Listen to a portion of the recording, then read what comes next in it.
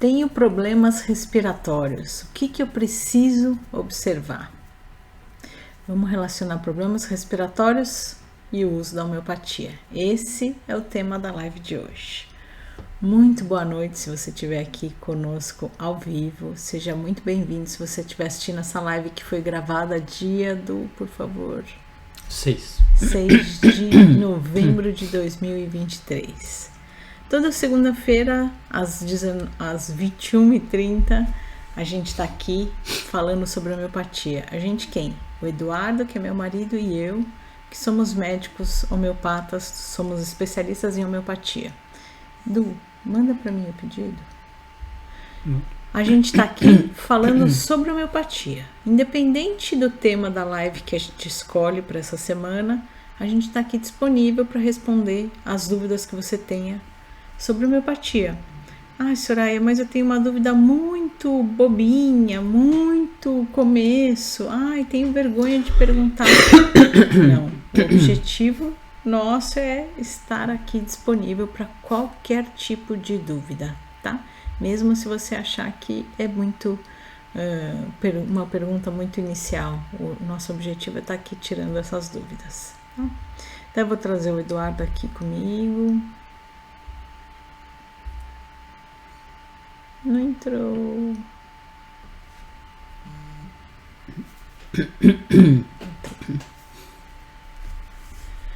Então, ops. Ai. Pronto.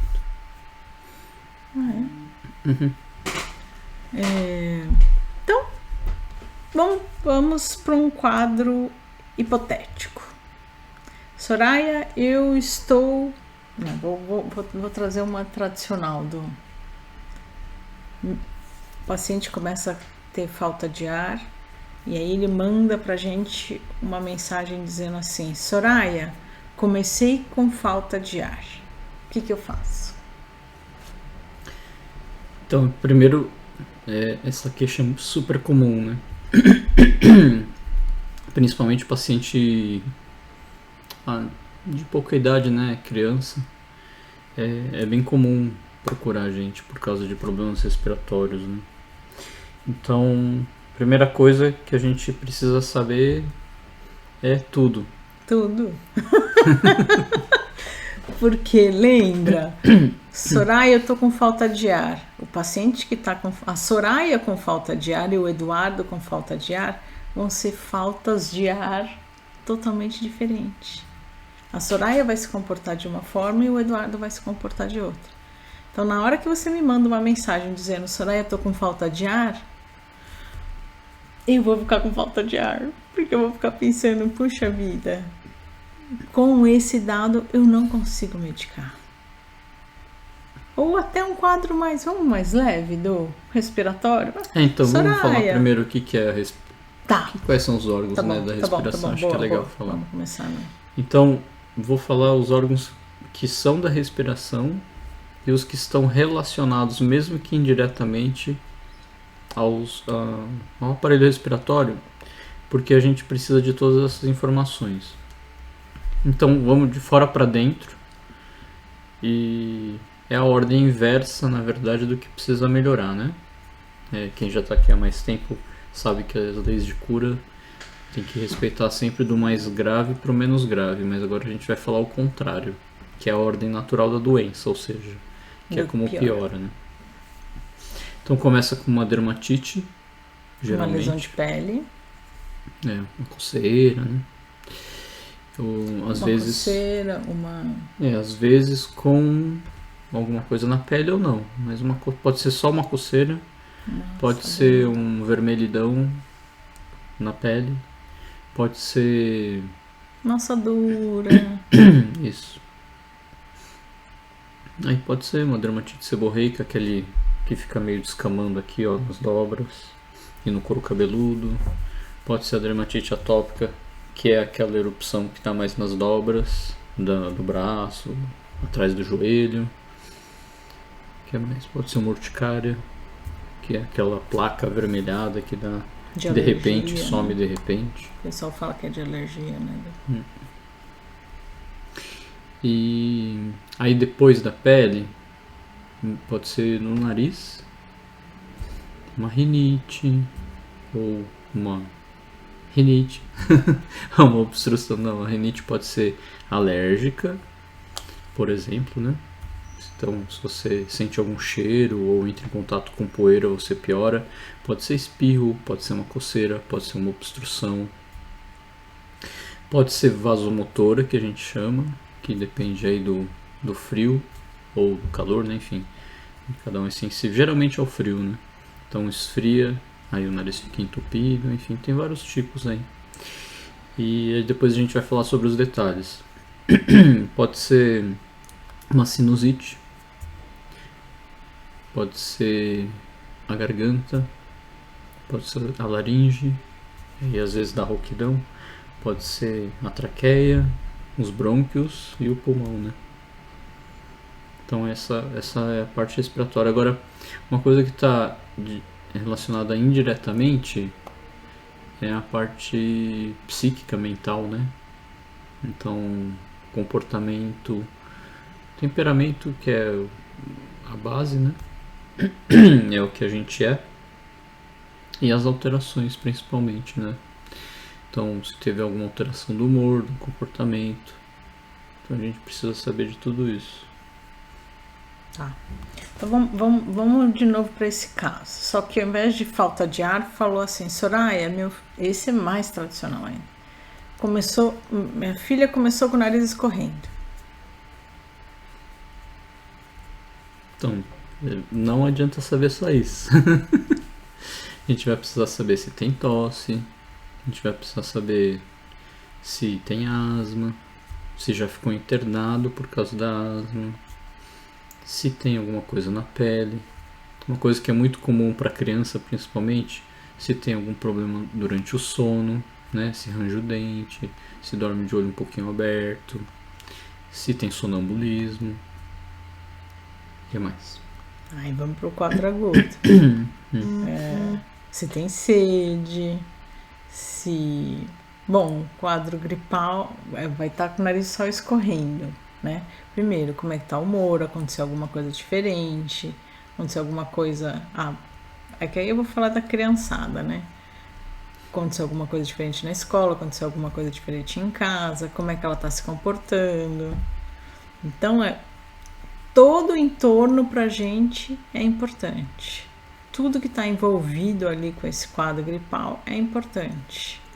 Então não adianta só mandar o sintoma que você está observando. Tem que observar o todo. Isso. Tá? Agora a gente podia falar um pouquinho relacionado a quais sinais de gravidade que a gente precisa que vocês observem, né? Tá. Olha, toda vez que a respiração, vou dar uma volta para explicar. A respiração, a gente faz mais esforço para puxar o ar para dentro do pulmão do que para soltar o ar, né? Para soltar o ar é uma coisa um pouquinho mais passiva, não só passiva, mas um pouquinho mais passiva. Então, quando a gente começa a usar alguns músculos que a gente não costuma usar para respirar, principalmente para abrir mais a caixa torácica, porque é como se fosse a gente chupa, mais ou menos isso, chupando um canudinho, né? Quando a gente quer chupar mais rápido o líquido, como é que a gente faz? A gente faz uma pressão negativa dentro da boca mais forte, né? Então imagina que a gente está precisando fazer um esforço maior para puxar o ar. Depois a gente fala quando a gente faz um esforço para soltar o ar. Mas para puxar o ar, a gente vai ter que fazer o quê? A gente geralmente usa o diafragma, é o músculo que abaixa assim, ó, aqui no final do peito, para expandir, né, o espaço do pulmão. Então a barriga, principalmente das crianças, começa a subir e descer, né? Então quando tem falta de ar, a barriga da criança começa a subir e descer. Entre as costelas começa a afundar um pouquinho, que é a musculatura intercostal que a gente chama. Aqui nesse buraco aqui, ó, entre as duas clavículas, isso, começa a ficar um buraco também por causa dessa pressão negativa, tipo chupando um canudinho. A gente chupa tanto que às vezes, né, colava, né, a parede do canudinho. Então começa a afundar aqui. Muitas vezes o ombro, a criança começa a levantar o ombro para também ter mais espaço. Então a gente fala do músculo esternocleidomastoideu. Não precisa saber o nome, mas começa a usar, né? Começa a suspender aqui, a abaixar com o diafragma. E quando começa a ficar pior a criança, muitas vezes até o nariz, a asa do nariz começa a abrir. Abre e fecha. Que a gente, chama de batimento de asa do nariz, né? A narina tá aqui, ela abre e fecha. É que eu não consigo fazer. Quando a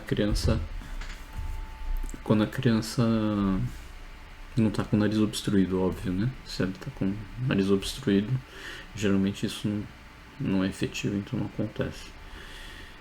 Outro sinal de gravidade, você imagina que o nosso pulmão ele é como se fosse uma árvore e nos galhos tem cachos de uva.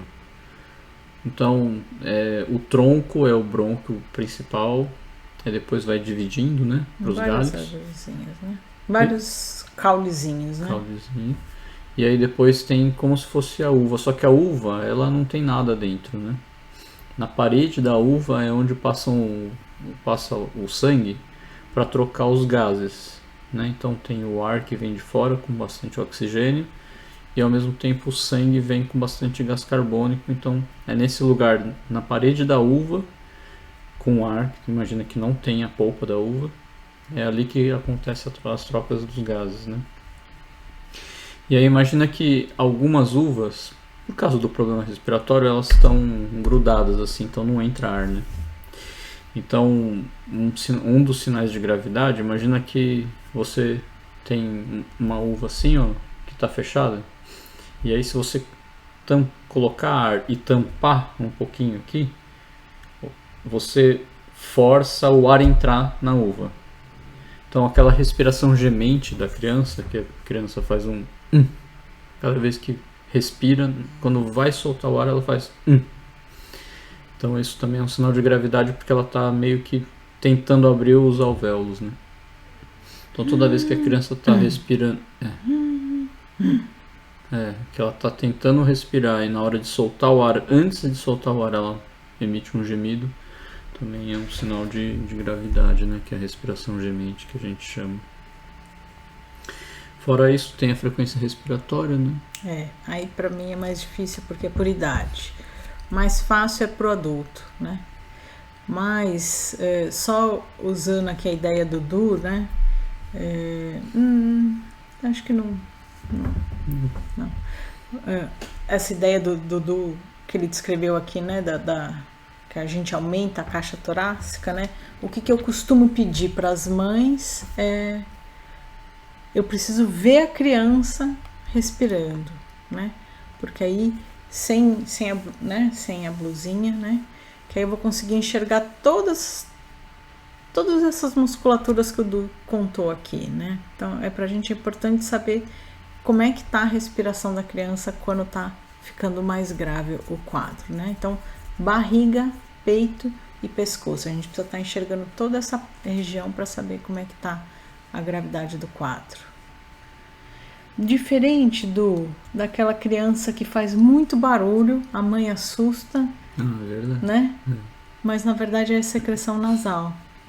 Então muitas vezes a mãe me manda: Soraya, meu filho tá com muita falta de ar, não consegue respirar, ela fala, não consegue respirar e tá fazendo muito barulho. Então, e aí quando você vai ver, a parte do pescoço, do peito e da barriga que o Du acabou de falar, tá normais. Então o que está acontecendo? A secreção nasal está tampando o nariz. A criança ainda não tem essa coordenação motora de que, se está tampado aqui, eu vou usar o outro para respirar. Então ele insiste em respirar pelo nariz. E aí fica aquele barulhão de catarro, né? Assusta a mãe, mas nem sempre é grave. Tem aquele ronco de transmissão, né? Que a gente chama, né? Então a mãe ouve o peito cheio. Parece um ronco, né? Parece que é o peito. Mas aí quando a gente vai ver, é só o nariz. Tá? Então o que nos auxilia sempre é essa parte que o Du falou aqui, né? Do pescoço, do peito e da barriga. O tipo de respiração. Tá? faço. Agora, isso a gente falou em termos gerais, assim, da clínica, né? A gente podia falar um pouquinho dos detalhes que são importantes para a homeopatia, né? Tá. Então fala. Então, na homeopatia a gente precisa de alguns dados específicos para conseguir escolher o medicamento mais adequado, mais específico para cada quadro de falta de ar. Uma coisa antes, só que eu preciso falar, tem um tipo de falta de ar que é a dificuldade de colocar o ar para fora também, tá bom? Que é o da asma, tá? Ou de uma doença pulmonar obstrutiva crônica, né? Aquele pessoal que parece que tem asma, mas é crônico e são vários meses do ano que ele tem essa falta de ar. Às vezes até constante, né? Agora, da homeopatia, a gente vai precisar saber do quê? Horário. Tem gente que piora às 3 da manhã, tem gente que piora às 2, com frequência, né? Existe um padrão. Tem gente que é às 10 da noite, o outro é de manhã na hora que acorda. Então o horário é muito importante pra gente. O horário que piora, né? Isso.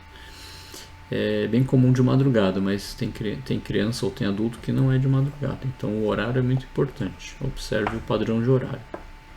Outro padrão que é importante pra gente é a posição que você se sente melhor. Então, se é sentado, pode ser sentado ereto, pode ser meio inclinado para frente, pode ser bem inclinado para frente com o cotovelo no joelho. Pode ser, tem criança que fica ajoelhada com a cabeça no travesseiro. Então, tem criança que melhora deitada de barriga para cima, não é muito comum, mas acontece. Então, todos esses detalhes da posição, que tanto piora como melhora, são importantes. Muitas vezes a mãe fala assim, mas eu pergunto para ele que posição que melhora e ele não me responde, ele não sabe me responder. A criança não sabe mesmo. A criança não vai responder. Mas como é que eu sei que posição melhora? Observando a criança. Porque ela vai assumir aquela posição que vai fazer ela se sentir melhor. Então eu observo meu filho. Que posição que ele fica na hora que ele está com falta de ar? É aquela posição que ele está buscando para ficar melhor. Então, começou com falta de ar, ele vai para frente, pronto, ele vai inclina para frente. Ou enfim, todas essas outras que o Du descreveu. Tá? Então ele pode não falar, ele ainda não trouxe para a consciência dele e a gente vai ensinando isso com a homeopatia, tá? Com a consulta homeopática, a criança já vai, né, se conhecendo. A gente vai perguntando sempre, né? A gente já vai estimulando ele se conhecer, tá? Isso. Mas no começo a mãe vai nos ajudar, né?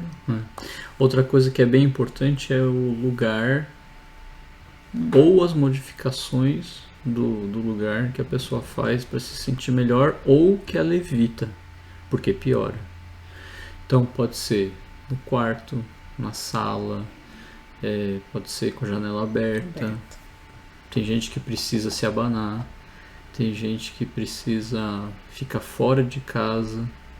Tem gente que piora no calor, tem gente que piora no frio, tem gente que tem que se aquecer para melhorar, né? Tem gente que toma um ventinho no braço e já começa a ter falta de ar. Então, horário, posição, local que a pessoa se sente ou melhor ou pior, né? Então, eu preciso ir para o meu quarto para ficar melhor. Eu preciso ficar no quarto, mas com a janela aberta, né? Para melhorar. Ou eu preciso sair de casa para me sentir melhor da respiração.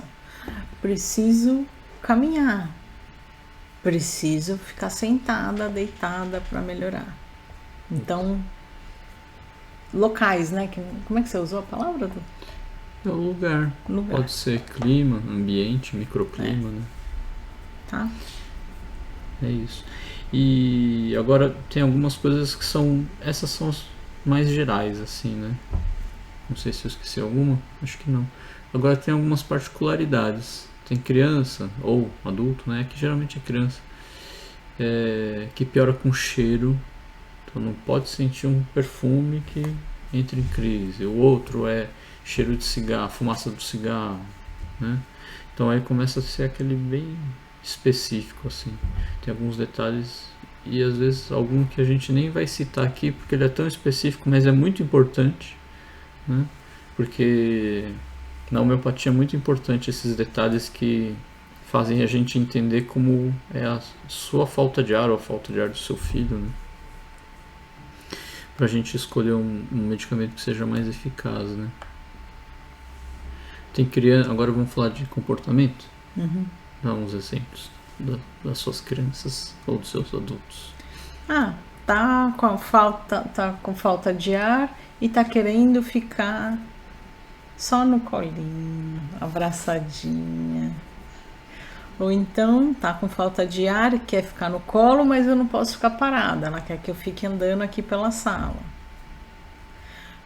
Tá com falta de ar e tá correndo pela casa. Tá com falta de ar e quis ficar deitada para melhorar. Então essas alterações de comportamento também pode ser um sinal de gravidade, tá? Tem que ficar bem atento, né? Como assim? Porque a falta de ar, se ela for mais grave, ela pode alterar o comportamento, né? Do indivíduo, né? Então, se a criança está com falta de ar e está muito agitada, não é porque ela está bem. Muitas vezes é porque a falta de ar está tão importante que ela ficou agitada. Né? Ou prostrada, né? Ou muito caída, né? Então, só com essa descrição que eu dei agora, então é uma falta de ar e que para cada situação vai ser uma medicação. Para cada forma que ela se comportar, a gente vai escolher uma medicação, né? E a homeopatia só funciona se for com esses detalhes, né? Por isso que é individualizada. Individualizada. É muito mais efetiva, muito mais eficaz se tiver com esses detalhes, né? Então, se vocês nos mandarem com muitos detalhes, maior vai ser a chance da gente encontrar o melhor medicamento e melhorar mais rápido. Então, por isso que a gente sempre diz que a homeopatia depende dos dois, depende do paciente e do médico, tá? Quanto mais em sintonia a gente tiver, melhor vai ser a escolha da medicação. O que você pensou mais em humor? Tem criança que fica muito irritada. Pelo amor de Deus, com certeza. Então, não quer que fique perto, quer ficar sozinha, quietinha. Você chega perto, ela já, né, meio que te expulsa, né? Tem de tudo, né? É importante. Todos esses detalhes são importantes, né? E no dia a dia é difícil e a gente não recebe treinamento para observar essas coisas.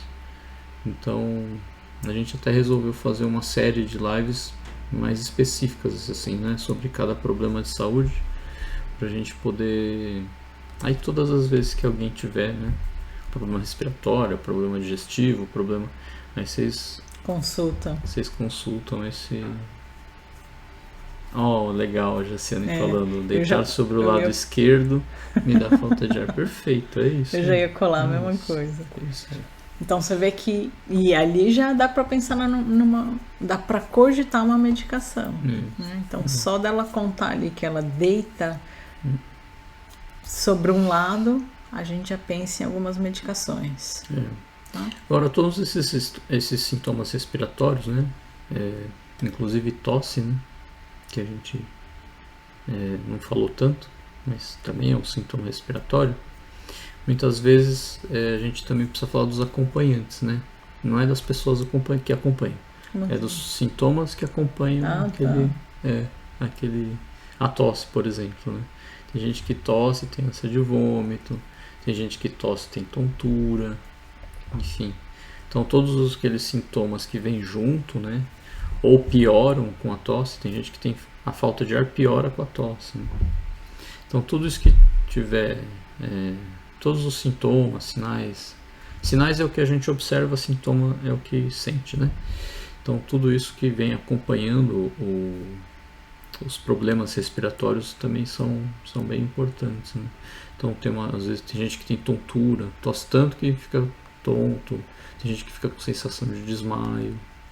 Às vezes no final da tosse vem um som fino, né? Então aí a gente já sabe que tem alguma coisa na laringe, por exemplo. Então todos esses detalhes são importantes, né? Tem gente que fica aquela tosse de cachorro, tem vários tipos de tosse, né? Tosse que parece que está serrando alguma coisa, uma madeira.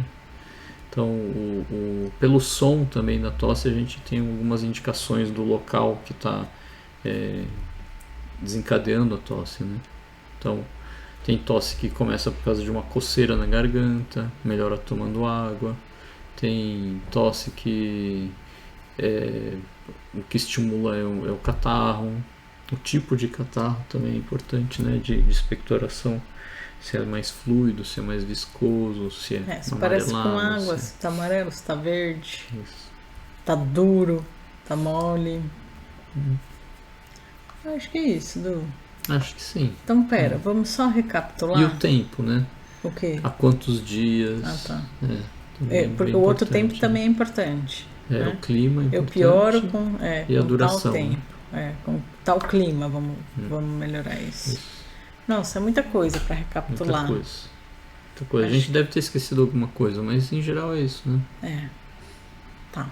Então, que horas? Não. Onde? Não. Então vamos lá. Horário. Posições. Movimentos. Locais. Local que melhora e piora. Clima. Microclima, que é abre janela, porta, ventinho. Lugar mais fechado, aberto. Humor. Comportamento. Eu gosto de uma sede. A sede me ajuda bastante. Isso. E sede, grande quantidade ou pequena quantidade, quando tem sede. Tosse. O que alivia, o que piora. Todos os sintomas, tudo isso que a gente falou. Tudo relacionado, né? E o que acompanha, né? Então, ficar atento para esse conjunto de coisas. E o que a gente falou no começo, que são os sinais de gravidade, né? Ah, sim. Tá. A frequência respiratória, ela varia de acordo com a idade. Então, é importante vocês até falarem pra gente, mas aí a gente avalia, tá? Ficar passando o número, não sei se é muito legal, né? Pode criar uma ansiedade em vocês. Aí né? começa a contar. Começa a contar muito. Então fale pra gente, a gente utiliza esse dado, tá? Outra coisa que eu esqueci de falar é se o lábio tá roxo, né? Se tem alguma parte do corpo meio roxinho. Boa. Tá bom. É isso aí. Muito bom, muito bom. Acho que deu para dar um apanhado geral. Então, quando for nos mandarem... quando forem nos mandar mensagem, pense nesse conteúdo todo para conseguir nos descrever melhor o sintoma e a gente encontrar a melhor medicação. Isso aí. Quanto mais rápido a gente começa o tratamento, mais eficiente e mais breve vai ser a melhora. Observem tudo, não tem problema se vocês esquecerem alguma coisa, que a gente vai perguntar, né? A gente auxilia, né? Entre em contato o mais rápido possível com aquilo que vocês observaram, que a gente vai fazer as perguntas sobre os detalhes que estiverem faltando, né? E lógico, quanto mais rico você... Quanto mais riqueza for a sua mensagem, quanto mais rica for a quantidade de sintomas que você nos trouxer na mensagem, mais rápido a gente vai escolher a medicação. Tá bom? E ela vai ser mais eficaz. Odu, deixa eu só ver se tem algum comentário aqui. A Vitória falou boa noite. Obrigada, Vi, por estar aqui conosco. A Vitória foi liberada então. Porque ela não estava podendo olhar pro celular. Por causa do problema. Da vista. A Meire, boa noite. Tudo isso vale para criança e para adultos? Sim. Para os dois. E para os idosos também. E lá... Não, é só aquele comentário do deitar, né? Tá bom. Gente, muito, muito obrigada pela presença de todos até agora. Bom descanso e até segunda-feira que vem. Tchau. Grande beijo.